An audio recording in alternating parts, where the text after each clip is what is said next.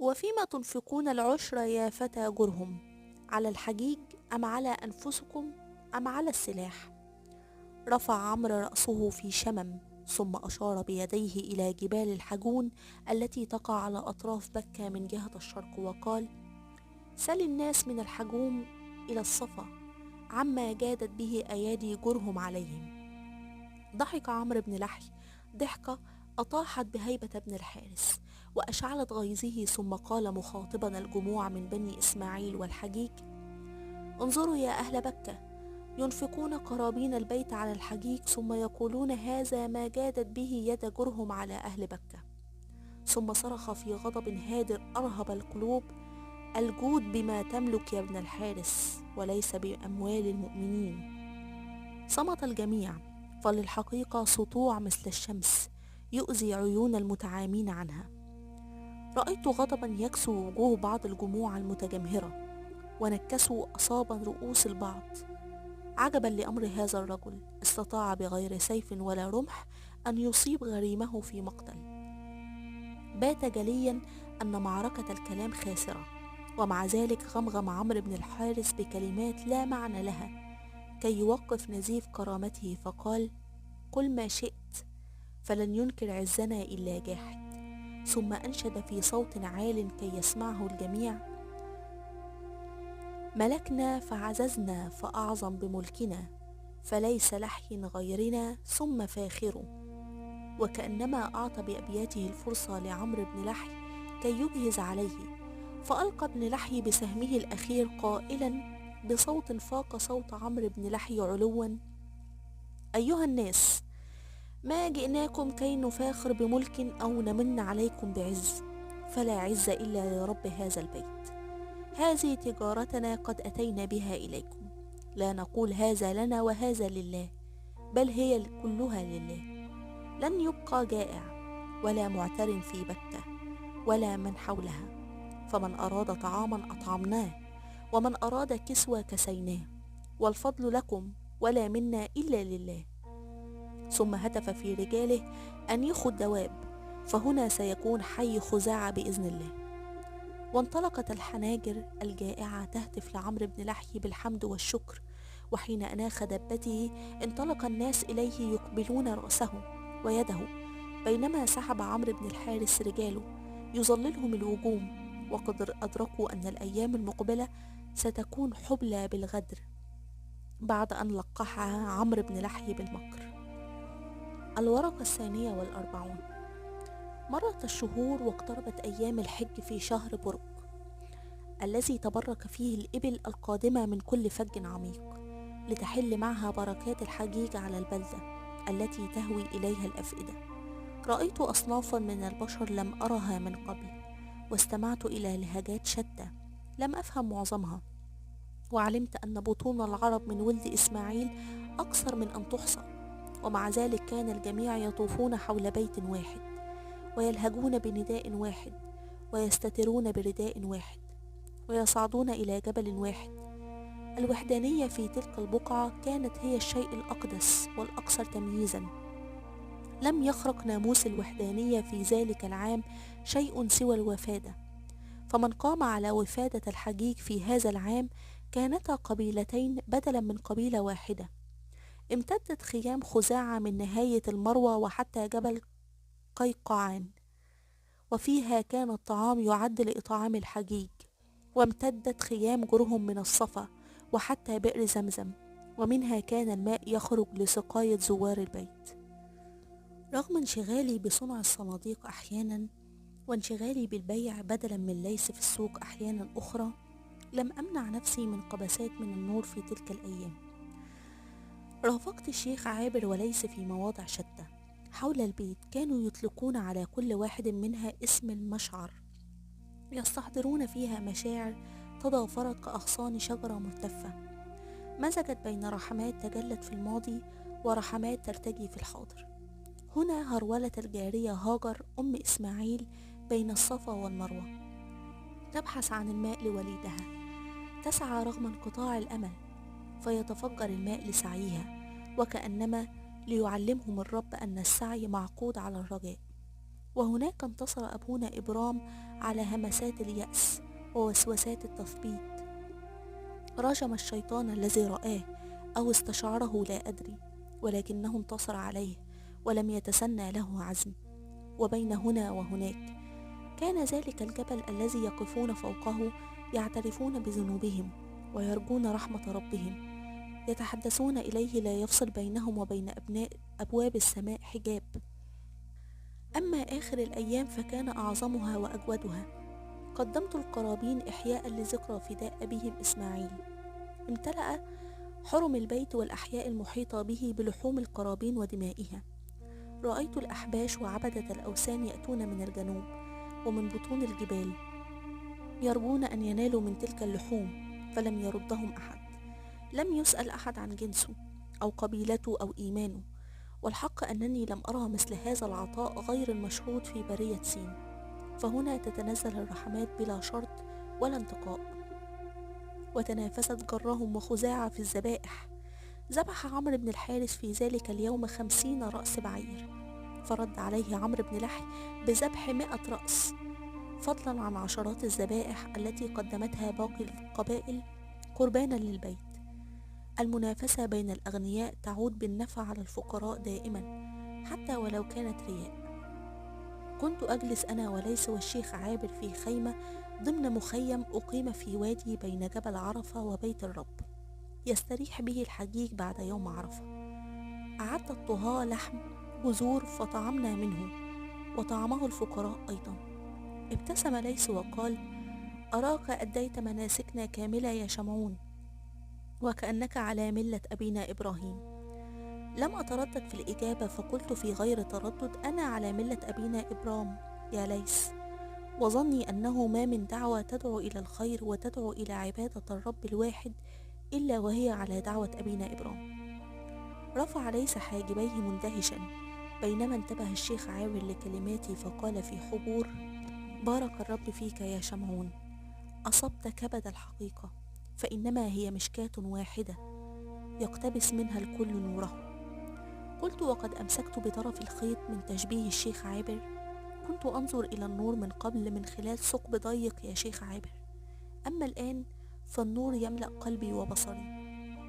ثم أردفت: أتدري يا شيخ عابر، لقد رأى أبي ذلك النور رغم الظلام الذي عشناه في برية سين. نظر إلى النور من خلال نبي الله موسى فملأ الإيمان قلبه. لم يفتح بنو إسرائيل قلوبهم وصدورهم مثله، وأوصدوها فعميت أعينهم عن الرؤية.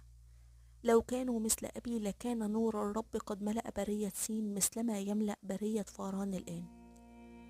صمت الشيخ عابر وظل مطرقا للحظات قبل أن يقول: من يدري يا شمعون، لعل الله يدير مشكاته من بكة إلى سين. شعرت بتخوفه مما تحمله الأيام المقبلة، فقلت وقد فهمت مغزى كلامه: أتظن أن خزاعة لن ترحل بعد انقضاء الحج؟ أمال رأسه جانبا والتفت إلى خيامهم التي ملأت قيقعان وقال: هذه رحال إذا برقت لم تظعن. لم أفهم معنى المثل الذي ضربه، فأردف مبينا: أتى ابن لحي بكل ما يملك، وهذا شأن المستقر وليس المغادر. قلت: ولكنه لم يأتي بفرسان ولا بسلاح. قال: ولم يأتي بولده ثعلبة. قلت وقد ساورني القدق: أتظنه يغير على بكة بعد انقضاء الحج؟ باعد بين كفيه قائلا: لا أدري، ولكن إن لم يحصل على مراده بالمال فسيحصل عليه بالسيف. لزنا بالصمت برهة. لا أدري لماذا قفزت إلى مخيلتي صورة العرافة أم إياس في تلك اللحظة. تذكرت ما قالته لي في تلك الليلة المظلمة. قالت: عما قريب ستفقد سندك، وقد تركت أروى في يثرب.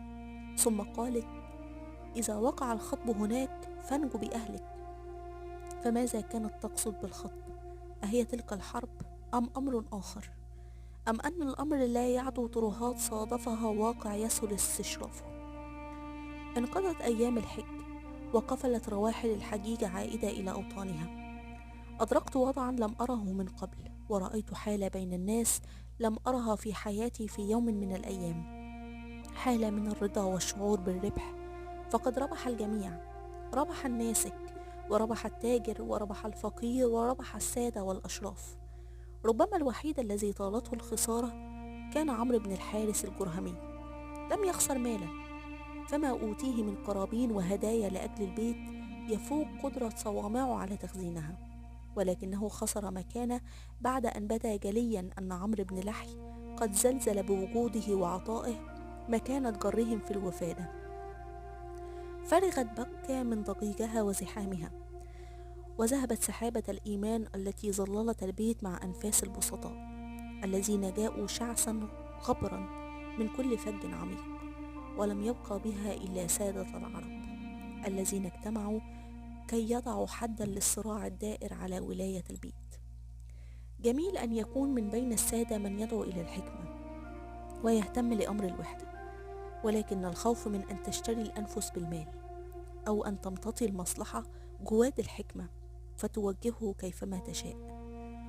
أقيمت في قيقعان سقيفة لعمرو بن لحي فاقت سقيفة عمرو بن الحارث في أجياد، وتردد الوسطاء من ذوي الحكمة بين قيقعان وأجياد كي يمدوا جسور التواصل بين الزعيمين المتنافرين.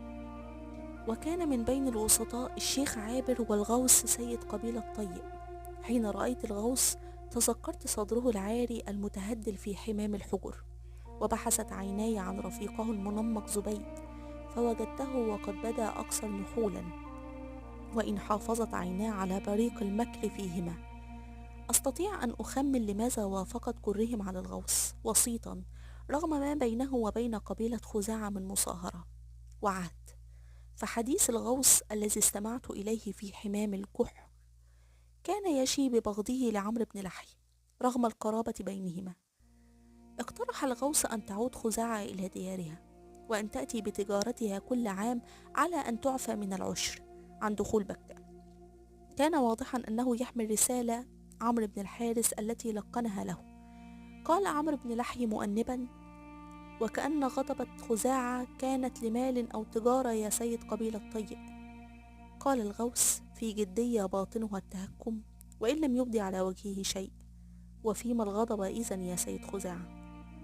قال ابن لحي ململما عباءته الحريرية تحت إبطه: غضبة للبيت الذي انتهكت حرمته وفجر به الزواني، وغضبة للفقراء الذين يقتص العشر من أموالهم، وغضبة لأموال البيت وجواهره التي تزين بيوت السادة من بني جرهم. قال الغوث: وما السبيل لحقن الغضب يا سيد خزاعة؟ قال ابن لحي وهو يلوح بيديه في الهواء: ترحل جرهم عن بكة، ويقوم على أمر البيت من يقدر على خدمته بلا جور ولا ظلم. ظهر الغضب على وجه الغوث وقال: أمر البيت موكول لبني إسماعيل منذ أنشأه جدهم يا بني لحي، وقد تركوه لأخوالهم من جرهم عن طيب خاطر، وإن أخذ من جرهم لعاد إليهم، ولا شأن لقبائل العرب بذلك. قال ابن لحي: وماذا لو ترك بني إسماعيل أمر البيت لخزاعة؟ قال غوث في غضب حقيقي هذه المرة: تكون قلبت عليك قبائل العرب يا ابن لحي. لا فضل لخزاعة على كندة، ولا فضل لكندة على طيء. دع الفتنة نائمة، ولا تغتر بشراء الفقراء من بني إسماعيل بالمال، فوالله لحجر واحد من البيت أحب إليهم من الدنيا وما فيها. تلاقت نظرات الرجلين وتصادم البغض بينهما، وقد تكشفت السرائر أمام الجميع. وتحدث الشيخ عابر بعد أن أوشكت شعرة الود على الانقطاع بين الرجلين: يا سيد خزاعة، محمود لك الخيرة على البيت والاهتمام لأمره، ولكن أمر بني إسماعيل موكول إليهم كما قال الشيخ غوث، ونأبي أن نكون قميصا تتجاذبه أيدي المتصارعين، وليس لنا في هذا الصراع شأن إلا أمر البيت والحجيج وحقن الدماء في البلد الحرام. وقد لاقى الحجيج في عامهم هذا من الكرم وحسن الوفادة ما لم يلقوه في أي عام من الأعوام منذ نشأته. فإن شئتم عرضنا عليكم ما ذهب إليه بطن يطور ابن إسماعيل. استحوذت كلمات الشيخ عابر على عقول الحضور، فللحكمة صوت ينصت إليه الجميع. فقال عمرو بن لحي: هات ما عندك يا شيخ عابر. قال الشيخ عابر: ما يرضينا أن يطرد أخوالنا من بكة، أو أن ينزع عنهم شرف خدمة البيت، وهم من قاموا على أمره 300 عام.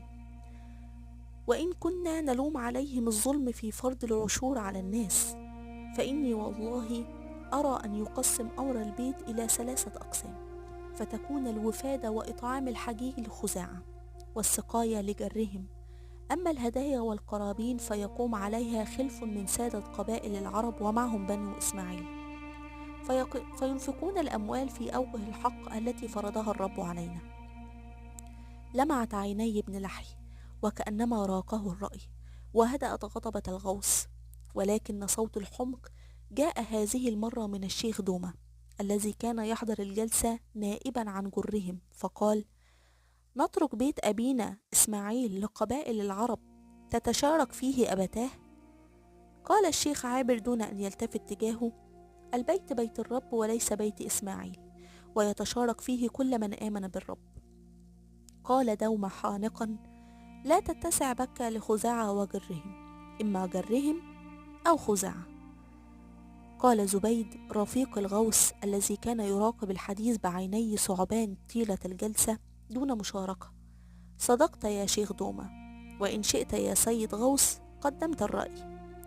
أشار إليه الغوث موافقا فقال: تقيم خزاعة ببطن المر خارج بكة، فلا تتجاوزها، فإن كانت أيام الحج أتت بقافلة الوفادة إلى هذا الحي بلا سلاح ولا فرسان. استحسن الغوث الرأي، وتوقفت أن ينبذه عمرو بن لحي، ولكنه قال: لا بأس، ولكن بشرط أن تنزع جرهم سلاحها. قال الشيخ دومة: ومن يزود عن البيت ويدافع عنه المعتدين؟ قال ابن لحي ساخرا: وهل يروم البيت معتدين؟ ثم قام من جلسته منهيا الحديث وقال: قد قبلنا بشروطكم يا شيخ عابر ويا شيخ غوث، وهذا هو شرطنا الوحيد: تنزع جرهم سلاحها، نرتد إلى بطن مر ونحقن الدماء، وإلا فالغلبة لمن غلب. الورقة 43. مرت الأيام حثيثة الخطى تتلاحق أحداثها في سرعة، حتى صرنا نصبح على حال ونمسي على حال آخر.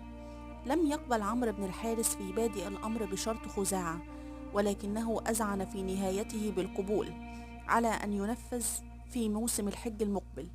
ولم يوافق عمرو بن لحي بالخروج إلا بعد أن كتبت شروط الصلح في صحيفة شهد عليها رؤساء القبائل، وشهد عليها عمرو بن الحارث بنفسه.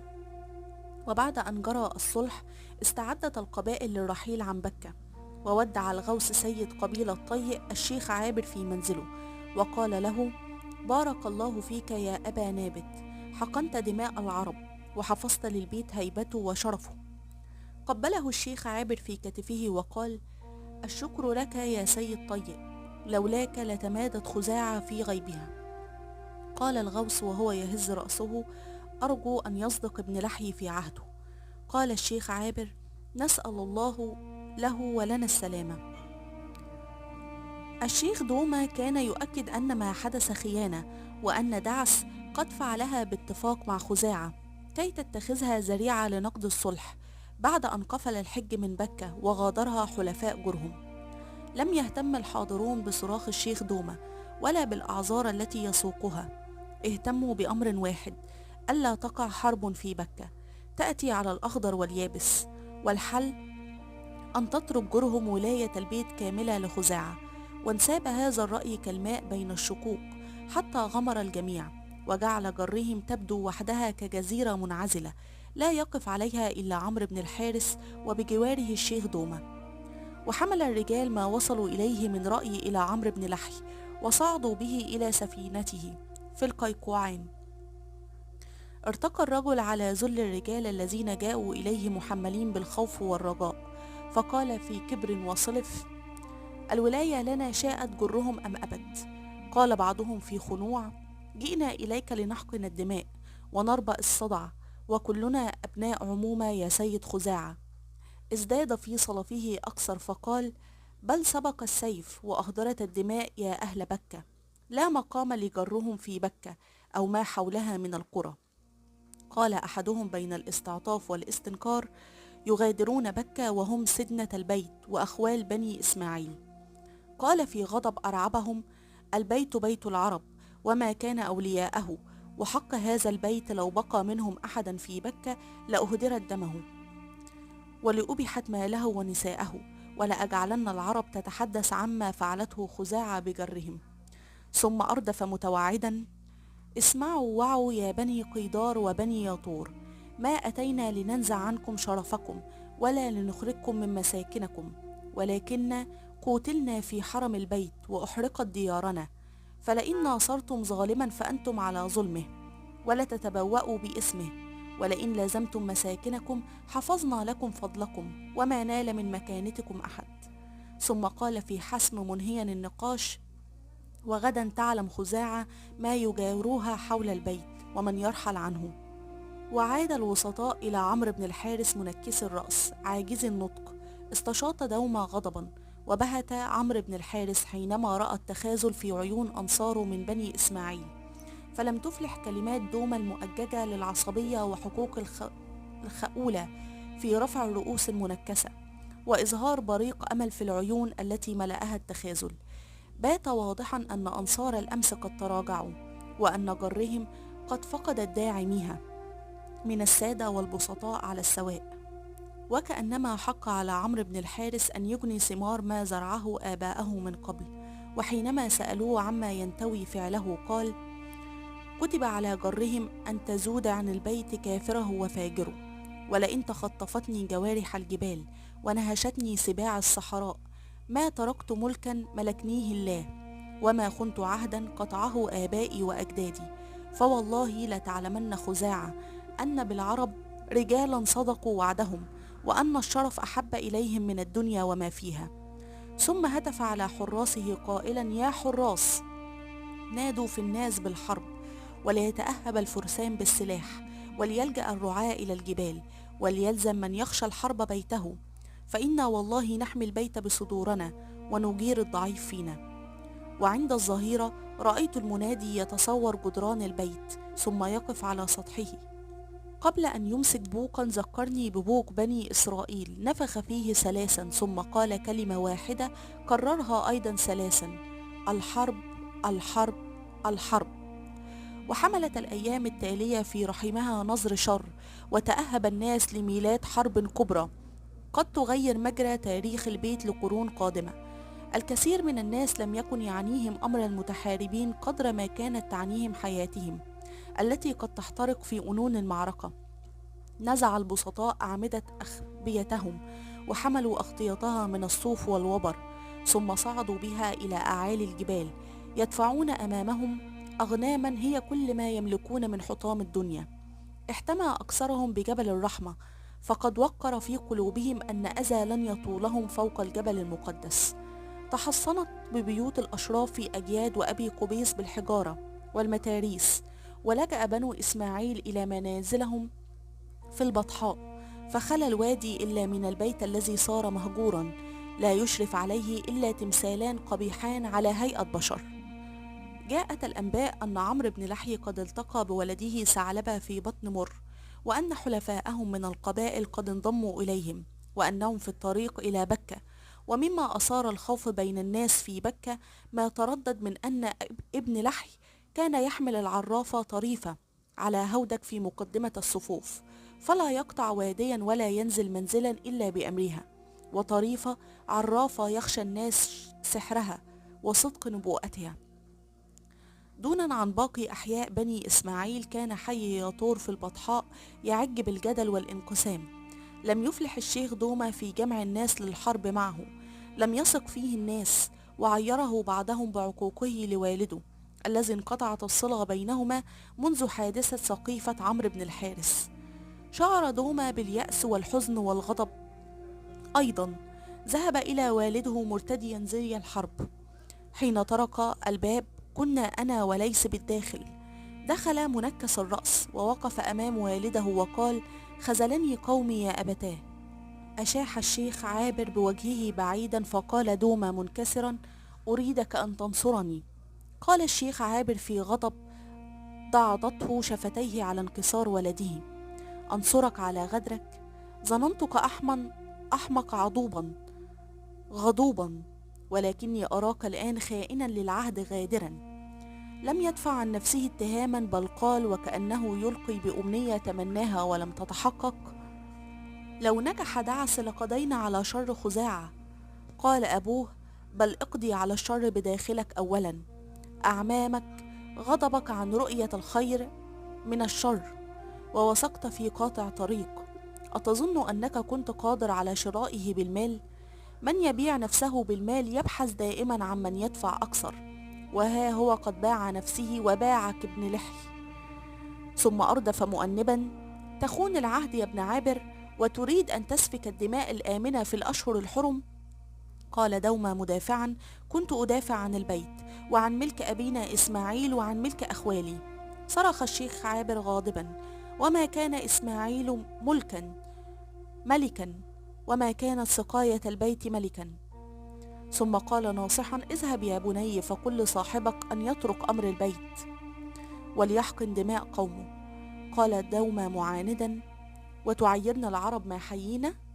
قال الشيخ عابر: صدقني يا بني، لئن بقيت جرهم شوكة في ظهر خزاعة هم يريدون أن يعرفوا أين أخفى غزالتي الذهبي، وأين وضع سيف المضاد ابن جرهم، وإن عرفوا السر سيقضى عليه لا محالة. بعد أن رأى الهزيمة وشيكا تسلل هاربا من فوق جبل أجياد، خلع ملابسه وارتدى جلبابا مرقعا، وألقى على رأسه خمارا، تلثم بطرفه ثم هبط إلى البطحاء وصار بين الجموع التي خرجت من بيوتها تهلل بنصر خزاعة. رأى جماعة من الناس يهرولون خلف ناقة مفقوءة العين من نوقه الخمسة. انتحى جانبا بعيدا عن الناقة المذعورة التي لا ترى شيئا، سقط لسامه ومع ذلك لم يعرفه أحد. أمسك أحد الرجال بذيل الناقة وقطع آخر عراقيبها من خلاف، فسقطت الناقة العمياء كالطود. ارتقى أحدهم فوق ظهرها ثم عقرها وهي تنتفض من الذعر والألم. شعر بالألم يعتصر قلبه، أيبكي على ماله المستباح أم على ناقته التي لو لم تفقأ عيناها لأتيحت لها فرصة للهروب؟ ألقى خماره أرضا، فقد أدرك أنه مجهول بين الناس. صار مكشوف الوجه حتى وجد نفسه في أطراف البطحاء. خشى أن يخرج إلى الصحراء فيلمحه الكشافة من فوق الجبل فيشتبهون بأمره. قرر أن ينتظر حتى يجن الليل الذي تفصله عنه سويعات قليلة. نظر حوله فوجد عريشا أقيم وحده في أطراف البطحاء، ويبدو أنه غير مسكون. دخل في حذر فوجد دقماكا وصناديق غير مكتملة وعربة بلا حصان تستند إلى قائمتيها. أدرك أنه عريش لنجار وأن النجار غير موجود.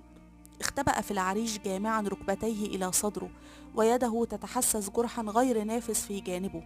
بعد قليل مد ساقيه واسترخى بظهره.